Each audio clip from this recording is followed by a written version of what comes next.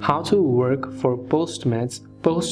driver app. Now if you wish to work for Postmates and on the Postmates driver app, instead of using the Postmates app, what you have to do is go to their website, which is deliver.postmates.com. Now when you go to deliver.postmates.com, here you can see the option that says sign up to deliver, so you can tap on the sign up button right there, and after you've done that, you can go ahead and then make sure to enter your phone number or email, or you could go ahead and then enter your Google or your Apple ID. Now